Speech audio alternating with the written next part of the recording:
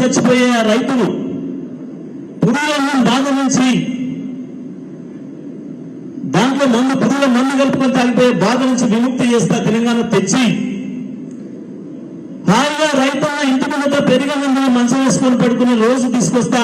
రైతునే రాజు చేస్తా అని చెప్పి ప్రకటించి 14 ఏళ్ల ఉద్యమంలో కరెక్ట్ గా చేసి చూపించి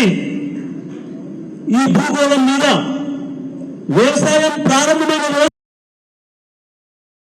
రైతు నుంచి వసూలు చేసినడే రాజ్యాన్ని నడపడానికి మొట్టమొదటి పన్నును వసూలు చేసిందే రైతు నుంచి. ఈ రోజు వరకు కూడా రైతు నుంచి వసూలు చేసినడే తప్ప రైతు జేబులో 10 రూపాయలు పెట్టి వ్యవసాయానికి చేసుకో రైతున్నా అని చెప్పిన మొట్టమొదటి పరిపాలకుడు ఈ ప్రపంచంలో కేసీఆర్. రైతు కరెంటు కావాలంటే,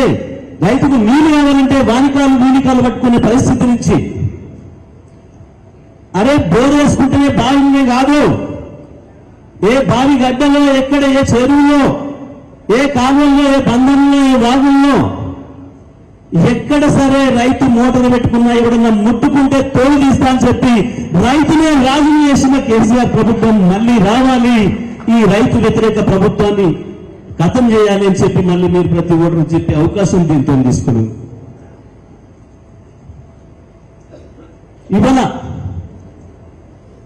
కేంద్ర ప్రభుత్వం అనుమానించి మనము ఏమాయ చేసిండు కేసీఆర్, కేవలం 40 లక్షల మెట్రిక్ ధాన్యం పండించే తెలంగాణలో కేవలం 5 అంటే 5 ఏళ్లలో 3 కోట్ల ధాన్యం ఎట్లా పండిస్తాడు, లెక్కలు తప్పు చెప్తున్నాడు అని చెప్పి కేంద్రం నుంచి అధికారులు సిఐడిలను పంపుకొని మిల్లులు చెక్ చేసి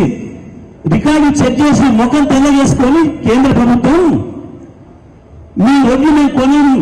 మీ ధాన్యం మేము కొనమనంటే ఒకే ఒక్కసారి చెప్పొద్దాం మీరు లంగతనాన్ని, ఢిల్లీ నడిమిలోనే చెప్పొద్దామని చెప్పి అత్యంత విజ్ఞత గల రాజకీయ నాయకుడుగా ఉన్న కేసీఆర్ మొత్తం ముఖ్యమంత్రిగా ఉండి మంత్రివర్గంతో సహా ఎమ్మెల్యేలు, ఎంపీలు, ఎమ్మెల్సీలు మొత్తం ప్రజాప్రతినిధులు తీసుకొని పోయి ఢిల్లీలో ధర్నా చేసి మేము పండించిన ప్రతి పంట, ప్రతి గింజ కొని తీరాలే కేంద్రం, అది మీ బాధ్యత అని చెప్పి వాళ్ళు ఉండకపోయినా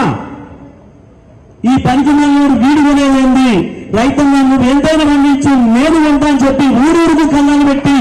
పండించిన ప్రతి గింజను ఉన్న అతి గొప్ప రైతు ప్రేమికుడు కేసీఆర్. ఇవాళ ఆ ప్లేస్ లో అతి ఇష్టపడ్డ కేసీఆర్ ను రైతుల్ని వేరు చేసి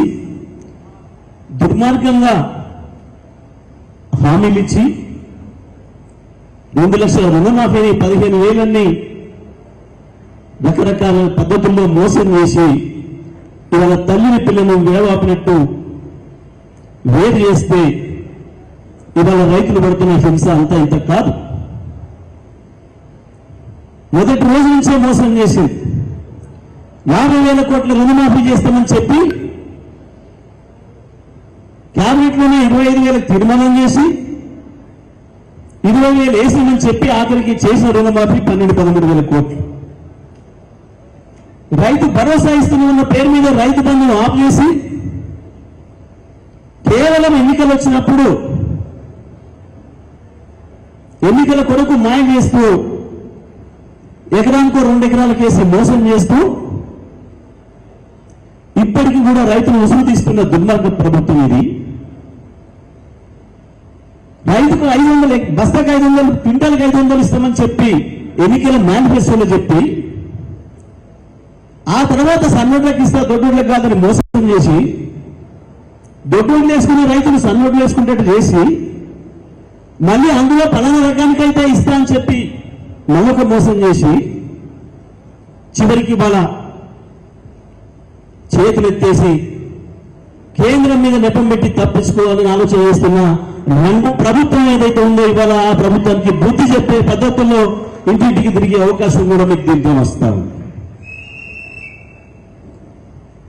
ఒక రాజకీయ కార్యకర్తగా మనం చేయాల్సిన పని అది.